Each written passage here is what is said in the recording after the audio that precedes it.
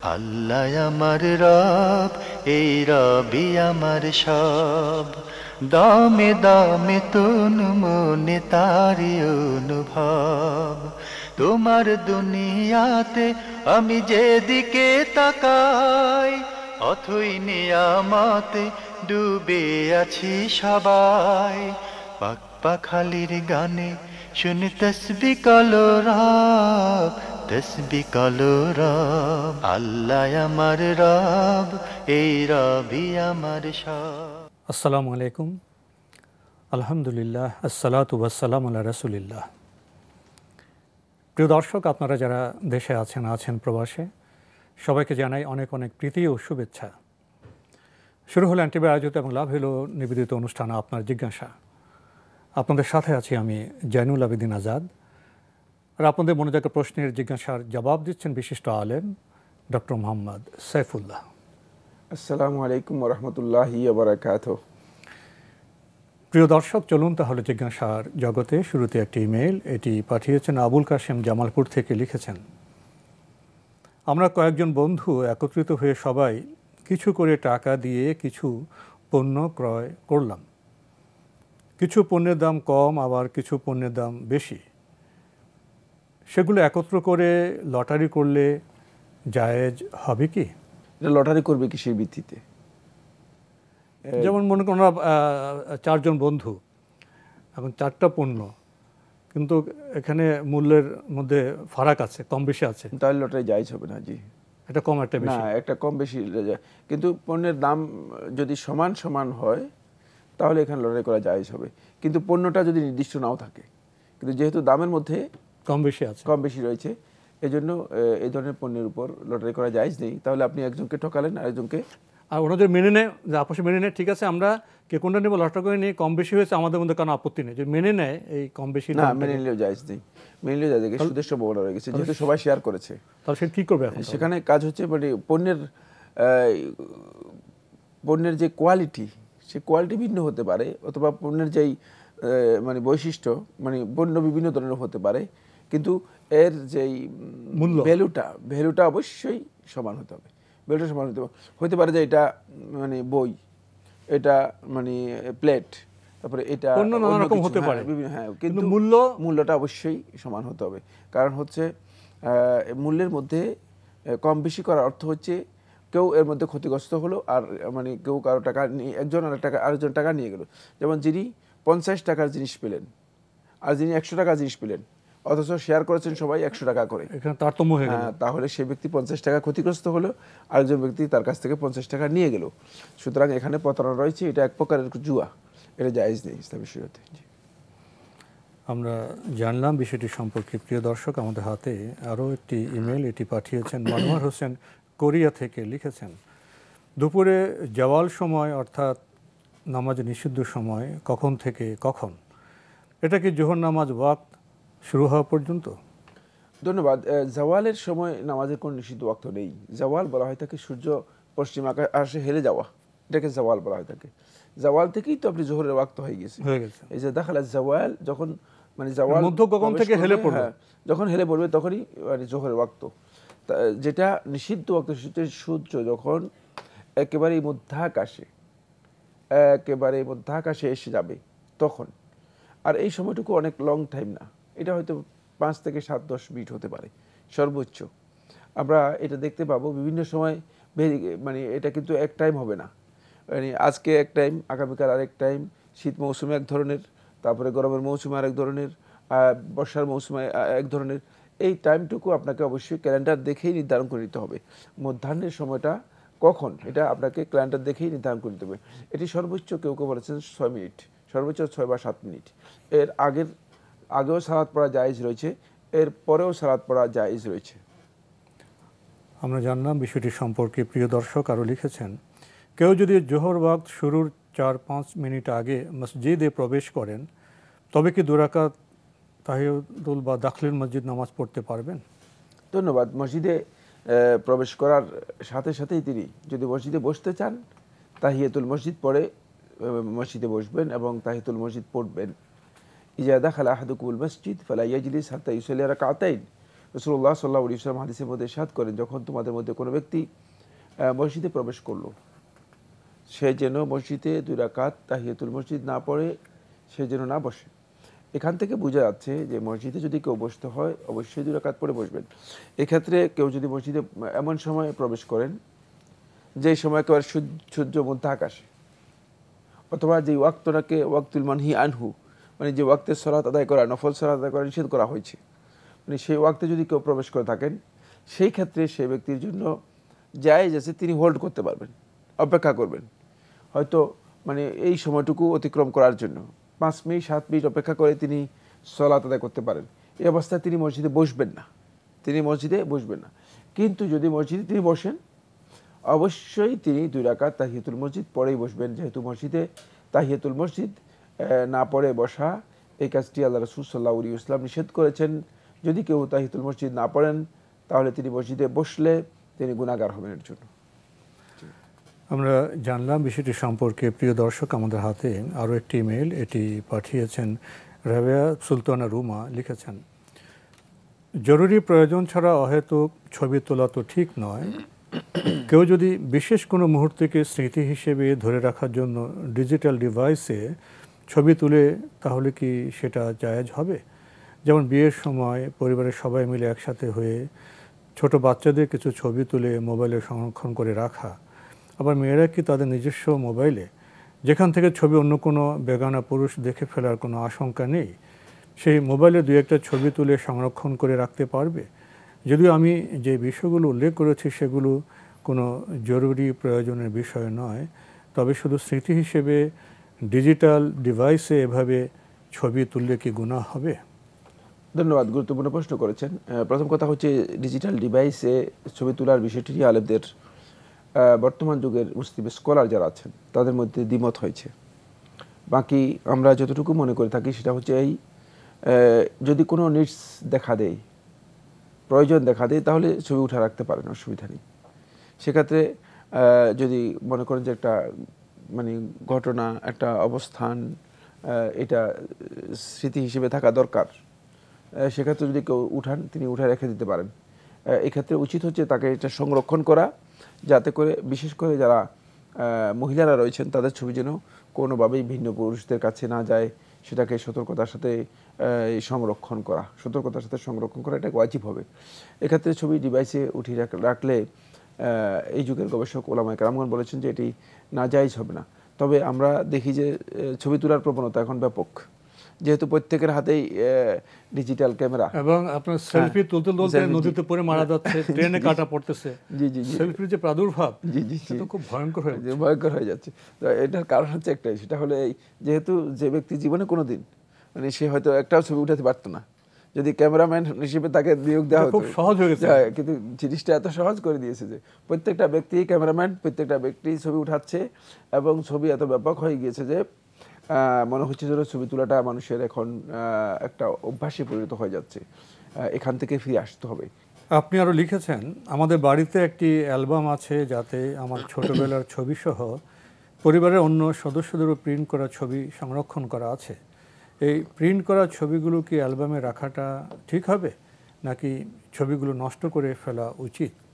ধন্যবাদ। অ্যালবামে যদি রেখে দেন, যদি সংরক্ষণে থাকে, এটা নিষিদ্ধ নয়।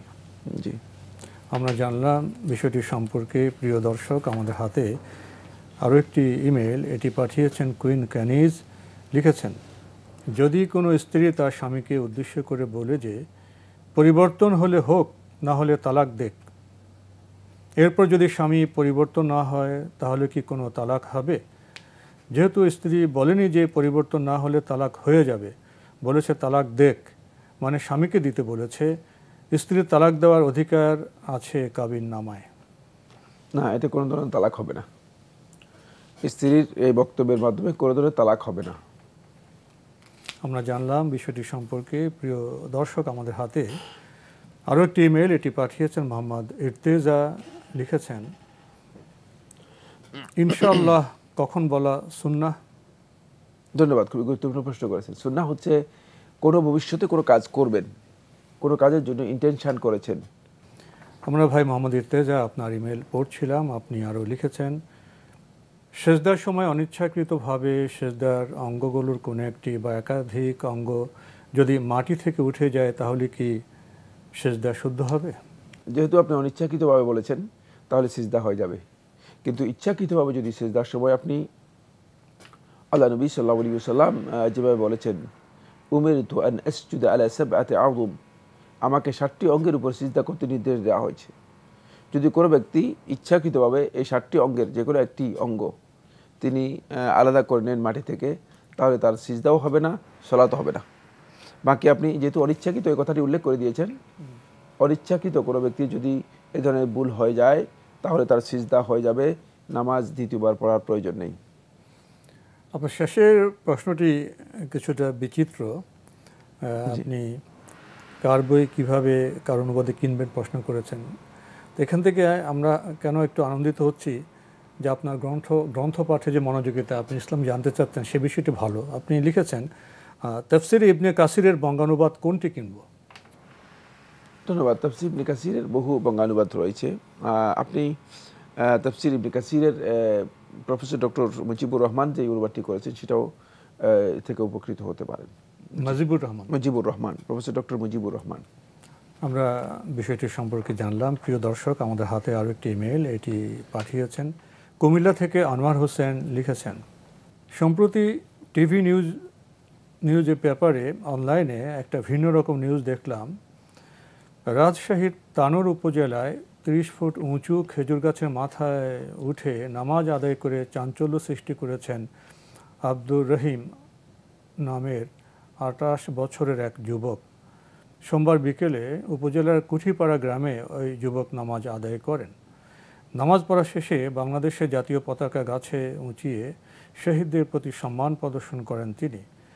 রহিমের নামাজ আদায়ের সময় এলাকার শত শত মানুষ দাঁড়িয়ে এ দৃশ্য দেখেন। আব্দুর রহিম মোহনপুর উপজেলার মৌগাছি গ্রামের বাসিন্দা। তো এই যে বিষয়টি, চিত্রটি, এ ব্যাপারে শায়েখের কাছে জানতে চাই। ধন্যবাদ। ভিন্ন প্রকৃতির প্রশ্ন। প্রথম কথা হচ্ছে, আব্দুর রহিম তানোরের যে ব্যক্তির কথা উল্লেখ করেছেন সে প্রবৃত্তির অনুসারী। গাছের উপর উঠে সালাত আদায় করার কোনো বিধান নেই। সুতরাং তিনি যেহেতু এত বিশাল জমিন থেকে গিয়েছে, রয়ে গিয়েছে, জমিনে সালাত আদায় করার সুযোগ আছে। ওয়াজু আলাতিয়াল আরদু মসজিদা, আল্লাহ তাআলা এই পৃথিবীকে আমার জন্য মসজিদে পরিণত করেছেন। সেখানে গাছের উপর উঠে সালাত আদায় করার যেই আবিষ্কার, এটা প্রবৃত্তির অনুসরণ, এটি একেবারে জায়েজ নেই। সুতরাং এই কাজটি তার মোটেও সুন্দর হয়নি। নামাজে বিধান মান্য করা হয়নি না, নামাজ একটা কৌতূহল সৃষ্টি করা হয়েছে, একটা নামাজ দিয়ে উপহাস করেছে। ইসলামী শরিয়া অনুযায়ী মোটেও গ্রহণযোগ্য হয়নি, বরং একটা বিচ্যুত আচরণ হয়েছে। মুসলিম ব্যক্তি এ ধরনের কাজ করলে তার জন্য উচিত হচ্ছে তওবা করে নেওয়া। আমরা জানলাম বিষয়টি সম্পর্কে। প্রিয় দর্শক, হাতে আরও একটি ইমেল পাঠিয়েছেন মোসাম্মদ জয়নাব বেগম, চট্টগ্রাম থেকে। লিখেছেন, 1997 সালে আমার জোরপূর্বক বিয়ে হয়েছিল। বিয়ের কাবির নামে আমার স্বামী তার নাম, ঠিকানা এবং সম্পূর্ণ পরিচয় ভুল দিয়েছে। গত 24 বছর ধরে আমি সংসার করে আসছি। আমার 2 জন সন্তান আছে। এখন আমার প্রশ্ন হচ্ছে, আমাদের বিয়ে কি বৈধ না অবৈধ? আর যদি অবৈধ হয়ে থাকে তাহলে আমাদের করণীয় কি? জোরপূর্বক বিয়ে হয়েছে বলতে কি বুঝিয়েছেন? আসলে ক্লিয়ার হয়নি তো। জোরপূর্বক বলতে তো অনেক বিষয় আসে। একটা হতো তার মতের বিরুদ্ধে হতে পারে, আবার জোর করে জবরদস্তিমূলক বিয়ে, এখানে ব্যাখ্যা করা হয়নি, শুধু একটি শব্দ জোরপূর্বক বিয়ে হয়েছিল। কিন্তু তারপর বলতে কাবির নামায় স্বামীর নাম, ঠিকানা, পরিচয়, ওগুলো কোনো বিষয় নয়। 24 বছর ধরে সংসার করছে, 2টি সন্তানও আছে। এখন তিনি কি জানতে চাচ্ছেন? মানে বিয়ে হয়নি মনে করতেছেন? না, বিয়ে হয়নি। 24 বছর ধরে সংসার করেছেন, 2 সন্তান আছে। জি জি। তো এখন তার জোর জবরদস্ত হচ্ছে। জি জি। ওই কাজটাও প্রথম দিকে ভুল হতে পারে, কিন্তু এখন তো ওরা স্বাভাবিক জীবনযাপন করছে না। বিয়ে যদিও জোরপূর্বক হয়ে থাকে, যেহেতু তিনি বিয়ের ব্যাপারে সম্মতি দিয়েছেন এবং 24 বছর পর্যন্ত সংসার করছেন, সুতরাং এর মাধ্যমে নিকাহুল উরফি সাব্যস্ত হয়ে গিয়েছে। মানে সামাজিক বিয়ের যে বিধান, সেটা এর মাধ্যমে প্রযোজ্য হয়ে গিয়েছে। সুতরাং এটি বিয়ে, এটাকে অস্বীকার করার কোনো সুযোগ নেই। এবং এটা তখন পর্যন্ত, এই বিয়ে থেকে আপনি নিজেকে মুক্ত করতে পারবেন না যতক্ষণ পর্যন্ত সুনির্দিষ্ট ডিভোর্স সিস্টেম যেটা আছে সেই ডিভোর্স সিস্টেমে না যাবেন। কিন্তু আপনার জানার বিষয়টা হচ্ছে বিয়েটা হয়েছে কিনা। হ্যাঁ, বিয়ে হয়ে গিয়েছে। আপনি বিয়ে হয়ে গেছে, আপনার সুন্দরভাবে জীবনযাপন করুন। অবৈধ হয়েছে কিনা এই নিয়ে বোধহয় ওয়াসওয়াসায় ভোগার আর কোনো প্রয়োজন নেই। প্রিয় দর্শক, আমাদের হাতে আরও একটি ইমেল, যিনি পাঠিয়েছেন নাম প্রকাশে অনিচ্ছুক, লিখেছেন, আমার মাহরামদের মধ্যে কেউ যদি আমাকে তার ছবি তুলে দিতে বলেন এবং তিনি যদি বলেন এই ছবি তার কোনো গায়ের মাহরামকে দেখাবে না, তাহলে তার ছবি তুলে দেওয়া কি আমার জন্য জায়েজ? মাহরামদের মধ্যে কেউ যদি ছবি তুলে দিতে বলে, উত্তম হচ্ছে ছবি আপনি না তোলা। খুব ভালো করে বিষয়, ছবি তোলার কাজটি না করাটাই হচ্ছে উত্তম। বাকি যদি কোনো প্রয়োজন দেখা দেয়, তাহলে সেক্ষেত্রে আপনি আপনার মাহরাম ব্যক্তি হলে আপনি তাকে সহযোগিতা করতে পারবেন, গায়ে মাহরামের ছবি উঠাতে পারবেন না। জি, আমরা জানলাম বিষয়টি সম্পর্কে। আমাদের হাতে আরও একটি ইমেল, এটি পাঠিয়েছেন এহিয়া চৌধুরী, লিখেছেন, আমি জানি বিতির নামাজ মানে হলো দিনের শেষ নামাজ। আমাদের দেশে অনেকেই বিতিরের পর হালকা বা হালকি নফল নামাজ পড়েন। বিতির যদি শেষ হয় তাহলে হালকা বা হালকি নামাজ কিভাবে পড়া হয়? বিতির নামাজ দিনের শেষ নামাজ বলতে কি বোঝাচ্ছে? দিনের বিতির নামাজ তো রাত্রে পড়া হয়, দিনে পড়া হয় না। এই বক্তব্য সঠিক কিনা? তা না, উনি বোধহয় ভাষাগত মানে ওই দিনের, দিন বলতে অনেক সময় 24 ঘন্টাকে বোঝায়, ওই দিনের শেষ নামাজ। যাই হোক, বিতির নামাজ কিন্তু দিনের নামাজ, বিতির নামাজ হচ্ছে রাতের নামাজ। দিন এবং রাত আলাদা বিষয়। সুতরাং রাতের শেষ নামাজ হলে বিতিরের সালাতের পরে। রাসূলুল্লাহ সাল্লাল্লাহু আলাইহি ওয়াসাল্লামের সহিহ হাদিস দ্বারা সাব্যস্ত হয়েছে, কেউ যদি বিতিরের সালাত তিনি এশার সালাতের সাথে আদায় করে নেন, অর্থাৎ রাত্রের প্রথমাংশে আদায় করেন, তাহলে তার জন্য জায়েজ রয়েছে তিনি 2 রাকাত বসে নফল সালাত আদায় করতে পারবেন বিতিরের সালাতের পরে। কারণ এটা তো আর রাতের শেষ অংশে পড়েন নাই। তাহাজ্জুদের সালাতের সাথে বিতির যখন সর্বশেষ পড়বেন, তখন কিন্তু শুধুমাত্র তখন এই অবস্থায় তিনি 2 রাকাত বসে আদায় করবেন না। এই মর্মে যে হাদিসটি রয়েছে মিশকাতের মধ্যে, শেখ মোহাম্মদ নাসিরুদ্দিন আলবানী রহমতুল্লাহ এই হাদিসটাকে হাসান বলেছেন, এই হাদিসটি গ্রহণযোগ্য। সুতরাং কেউ যদি 2 রাকাত নামাজ পড়ে, হালকি টালকি নাম দেওয়ার হাদিসের মধ্যে আসেনি, 2 রাকাত নফল নামাজ যদি কেউ পড়তে চান তিনি পড়তে পারবেন, বিতিরের সালাতের পরেও পড়তে পারবেন। কিন্তু সেটা যদি তিনি সন্ধ্যা রাত্রে এশা সালাতের পরে বিতিরের সালাত আদায় করে থাকেন। কারণ বিতিরের সালাত আদায়ের পদ্ধতি 2টা রয়েছে। একটা হচ্ছে কেউ কেউ এশা সালাতের পরপরই আদায় করে যান, আবার কেউ কেউ একেবারে শেষ রাতে তাহাজ্জুদের পরে আদায় করে থাকেন। যারা তাহাজ্জুদের পরে আদায় করে থাকেন তারা 1 রাকাতের মাধ্যমে সর্বশেষ বিতির করে নেবেন, 1 রাকাতের মাধ্যমে সর্বশেষ বিতির করে নেবেন। এরপরে 2 রাকাত তারা আর আদায় করবেন না। কিন্তু যারা এশা সালাতের পর আদায় করবেন, তারা যদি ইচ্ছা করেন তাহলে 2 রাকাত এই সালাত আদায় করতে পারেন। এই মর্মে যে রেওয়াটি রয়েছে, এটাকে শেখ মোহাম্মদ নাসিরুদ্দিন আলবানী রহমতুল্লাহ সহিহ বলেছেন। জি, আমরা জানলাম বিষয়টি সম্পর্কে। আপনি আরও লিখেছেন, বিতির নামাজ বেজোর পড়তে হয়। আমি আগে আমাদের দেশে যেভাবে পড়া হয় ঠিক সেভাবেই পড়তাম। পরে আমার বড় মেয়ে বলল, বিতির পড়া নিয়ম হলো 2 রাকাত পরে সালাম ফিরিয়ে 1 রাকাত পড়তে হয়, অথবা 3 রাকাত একসাথে পড়তে হবে, মাঝে রাকাতে না বসে। এখন শুনি প্রয়োজনে মাত্র 1 রাকাতও পড়া যায়। আমি এখন সাধারণত 3 রাকাত পড়ি, মাঝে রাকাতে না বসে, এবং 3 নম্বর রাকাতে রুকু থেকে উঠে হাত তুলে দোয়া কুনুত পড়ি। সঠিক কিভাবে পড়তে হয় জানাবেন? ধন্যবাদ। আপনি যে পদ্ধতিগুলো অনুসরণ করছেন সবগুলোই সঠিক, সুতরাং কোনো অসুবিধা নেই। আপনি 3 রাকাত একসাথেও পড়তে পারবেন, মাঝখানে 2য় রাকাতে বসবেন না। আবার 2 রাকাত বসে সালাম ফিরিয়ে তারপরে দাঁড়িয়ে আর 1 রাকাত পড়বেন, সেটাও আপনি করতে পারবেন। দুটাই জায়েজ, দুটাই সুন্নাহসম্মত। সেক্ষেত্রে 1 রাকাতে যে কথা বলেছেন সেটাও সঠিক, কোনো সন্দেহ নেই। তবে উত্তম হচ্ছে যদি কেউ বিতিরকে একসাথে মানে অনেকগুলো নফল সালাতের পরে আদায় করেন, তাহলে 1 রাকাত আদায় করবেন। কিন্তু যদি কেউ শুধুমাত্র 1 রাকাত আদায় করেন, নফল কোনো সালাত এর আগে আদায় না থাকে, তাহলে উত্তম হচ্ছে তিনি 3 রাকাত আদায় করবেন। আবার অনেকে, আপনি নফল বললেন, অনেকে তো আপনার 4 রাকাত ফরজ নামাজের পরে আসায় তারপর 2 রাকাত সুন্নত পড়েন, সুন্নতের পরে 1 রাকাত পড়েন, ওটা ঠিক আছে? হ্যাঁ, সুন্নত নফল নামাজ, সুন্নত যেটা নফল, সুন্নত সবগুলোই নফল। মানে আমরা সুন্নতের পরিভাষা, নফলের পরিভাষা, ইসলামী শরীয়তে একই পরিভাষা। সুতরাং সুন্নত মানে যেই কোনো এর আগে যদি 2 রাকাত তিনি পড়ে যান, তাহলে 1 রাকাত তিনি পড়তে পারবেন। তা কিন্তু যদি শুধুমাত্র 1 রাকাত হয়, মানে অন্য কোনো সালাতের কোনো সম্পর্ক নেই, 1 রাকাত শুধু পড়ে থাকেন, এই আমলটুকু সাহাবীদের আমল দ্বারাও প্রমাণিত হয়নি, সালাফদের আমল দ্বারাও প্রমাণিত হয়নি। এই জন্য সালফে সালেহিনগণ 1 রাকাত যারা পড়তেন তারা আগে অন্য নফল নামাজ পড়তেন, তারপরে 1 রাকাত পড়তেন। সুতরাং এটা উত্তম হচ্ছে যেটা ছিল 1 রাকাত পড়লে তিনি আগে নফল সালাত আদায় করবেন, নফল সালাত আদায় করার পরে তিনি 1 রাকাত পড়ে বিতির করবেন। বাকি যদি কেউ মানে শুধুমাত্র বিতির করতে চান তাহলে তিনি উত্তম হচ্ছে 3 রাকাত বিতির করা। জি, আমরা জানলাম বিষয়টি সম্পর্কে। প্রিয় দর্শক, সময়ের কারণে আমরা আজকে আর প্রশ্ন করছি না, এখানে আমাদের শেষ করতে হচ্ছে। আপনাকে অনেক ধন্যবাদ। আপনাকে অশেষ ধন্যবাদ।